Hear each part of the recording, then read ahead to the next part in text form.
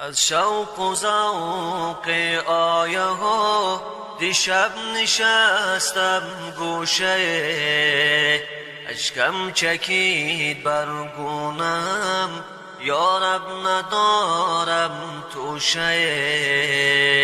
با گریه های نیمه شب، با کل باری از گناه، آمد بسویت بنده ات با ذکر یاد و اشکا. یغفر ذنوبی یا غفور، یغفر ذنوبی یا غفور، یغفر ذنوبی یا غفور، یغفر ذنوبی یا غفور. شرمنده ام یا رب و بخش، قلب و دلم تیره شده. بر باب رحمت ای خدا، چشمان من خیره شده. در دام شیطان و هوس افتاده و غافل شدم، در اوج عصیان و گناه از یاد تو غافل شدم. یغفر ذنوبی یا غفور، یغفر ذنوبی یا غفور، یغفر ذنوبی یا غفور، یغفر ذنوبی یا غفور. غرقی گناه بودم ولی امشب سویت آمدم. یغفر ذنوبی یا غفور، با آیه هایت آمدم.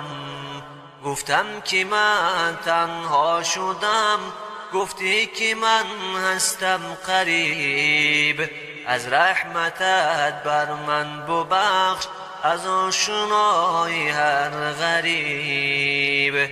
با توبه هایم آمدم، چشم انتظاری رحمتت.